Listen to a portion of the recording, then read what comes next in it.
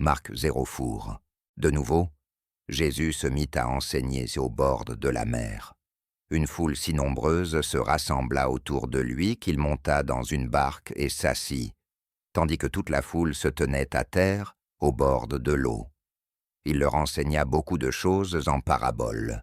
Et dans son enseignement, il leur dit « Écoutez, un semeur sortit pour semer. Comme il semait, une partie de la semence tomba le long du chemin, et les oiseaux vinrent et la mangèrent. Une autre partie tomba dans des endroits pierreux, où elle n'avait pas beaucoup de terre. Elle leva aussitôt, parce que la terre était peu profonde. Mais quand le soleil parut, elle fut brûlée, et faute de racines, elle sécha. Une autre partie tomba parmi les épines. Les épines montèrent, l'étouffèrent, et elle ne donna pas de fruits.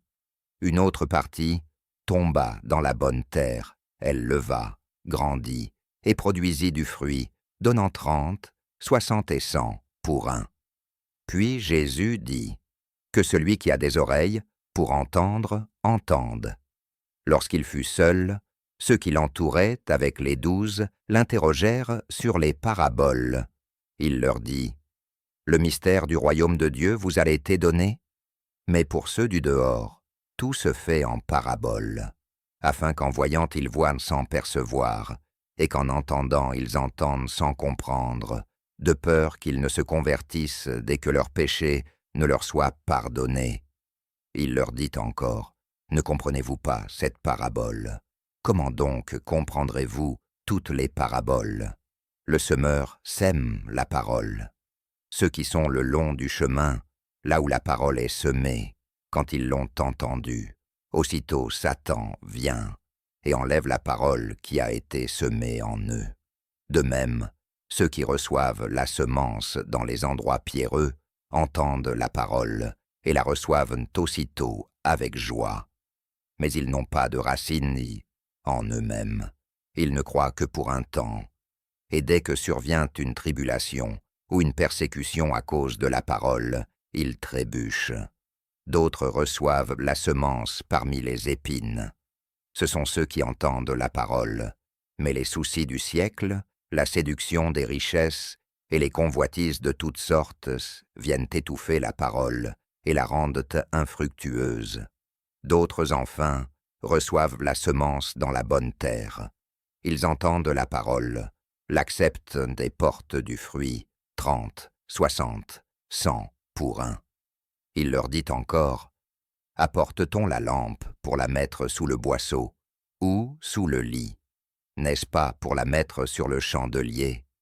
Car il n'y a rien de caché qui ne doive être manifesté, ni rien de secret qui ne doive être mis au jour.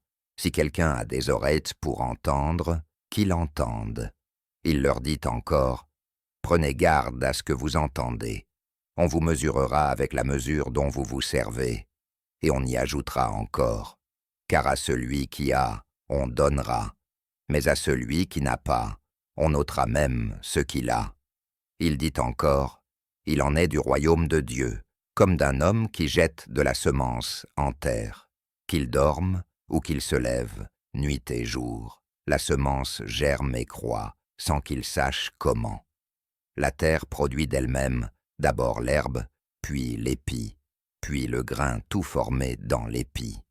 Et quand le fruit est mûr, on y met aussitôt la faucille, parce que la moisson est arrivée. » Il dit encore, « À quoi comparerons-nous le royaume de Dieu, ou par quelle parabole le représenterons-nous?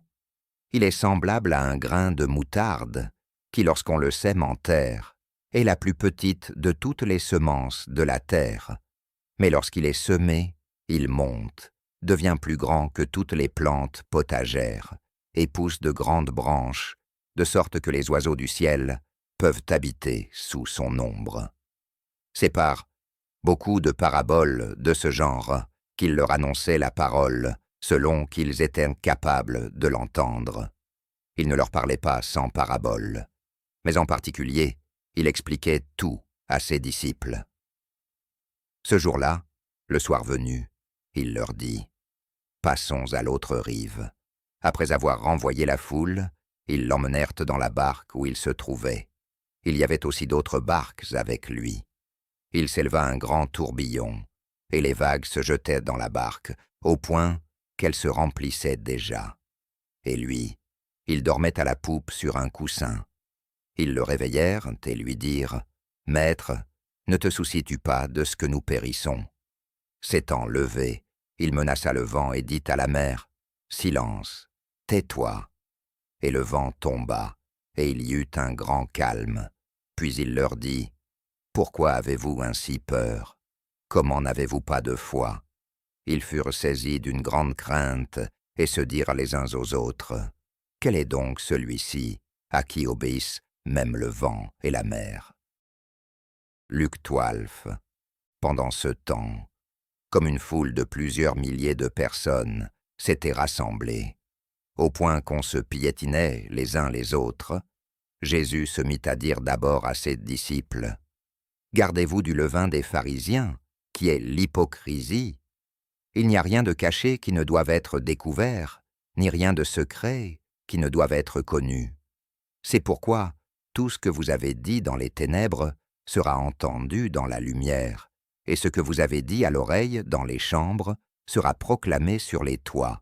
Je vous dis, à vous qui êtes mes amis, ne craignez pas ceux qui tuent le corps, et qui après cela ne peuvent de rien faire de plus. Je vous montrerai qui vous devez craindre. Craignez celui qui, après avoir tué, a le pouvoir de jeter dans la géhenne. Oui, je vous le dis, c'est lui qu'il faut craindre. Ne vend-on pas 5 moineaux pour 2 sous?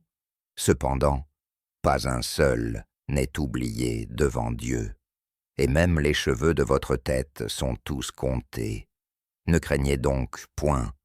Vous valez plus que beaucoup de moineaux. Je vous le dis, quiconque me confessera devant les hommes, le Fils de l'homme le confessera aussi devant les anges de Dieu. Mais celui qui me reniera devant les hommes sera renié devant les anges de Dieu. Et quiconque parlera contre le Fils de l'homme, il lui sera pardonné. Mais celui qui blasphémera contre le Saint-Esprit ne sera pas pardonné. Quand on vous mènera devant les synagogues, les magistrats et les autorités, ne vous inquiétez pas de la manière dont vous vous défendrez, ni de ce que vous direz, car le Saint-Esprit vous enseignera à l'heure même ce qu'il faudra dire.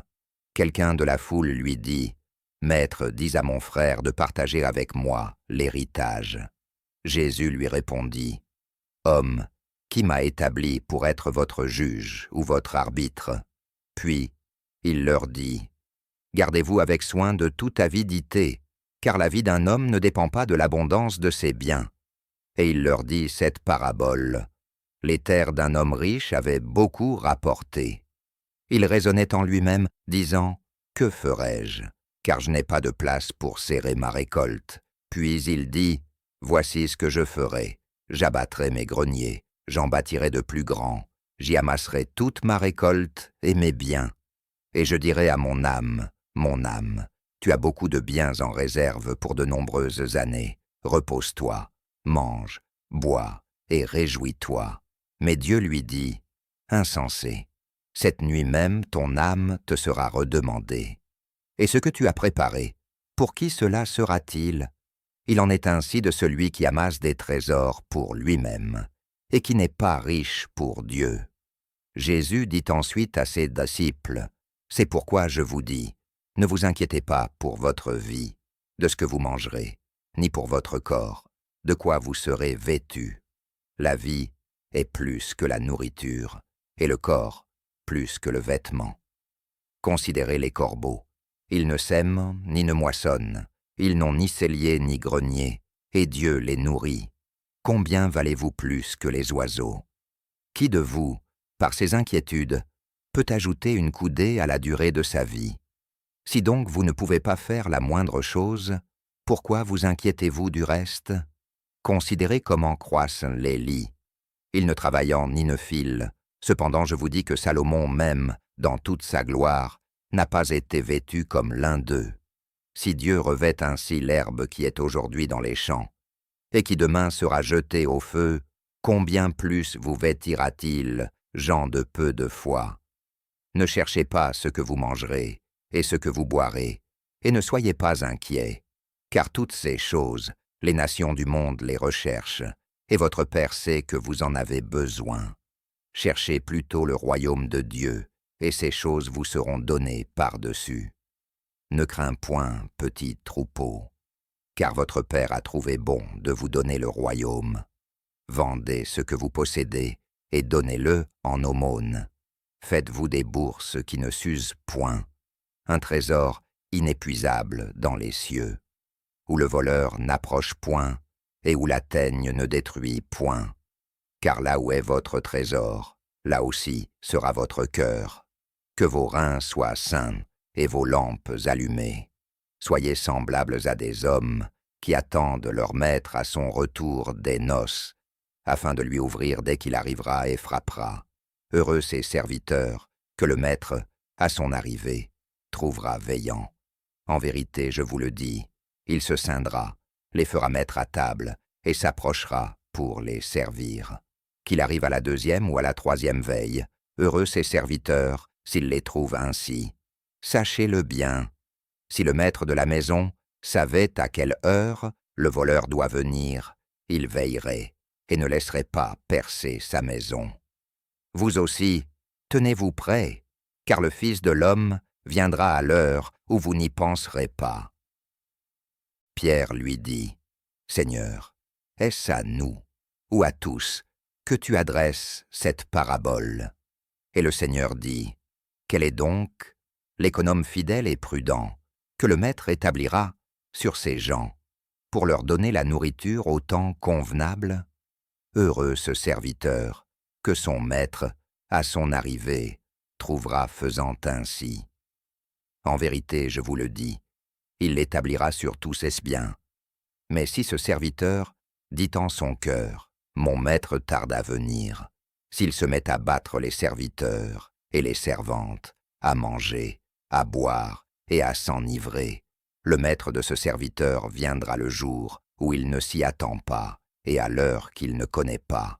Il le mettra en pièces et lui donnera sa part avec les infidèles.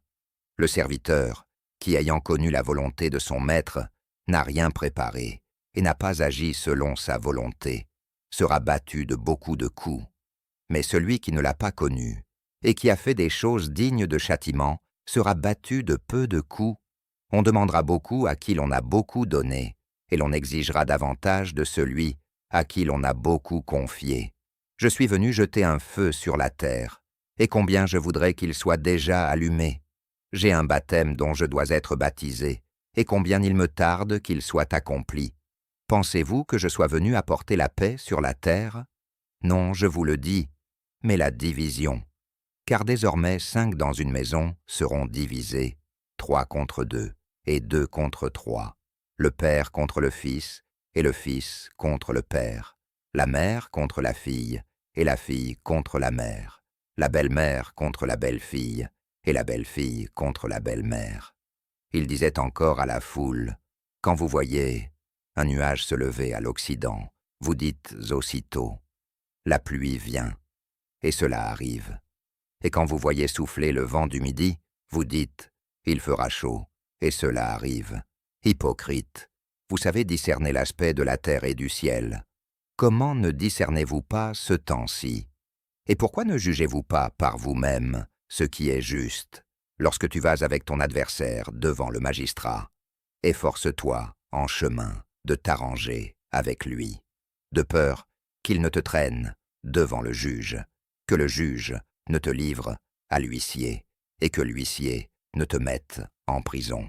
Je te le dis, tu ne sortiras pas de là que tu n'aies payé jusqu'au dernier sou.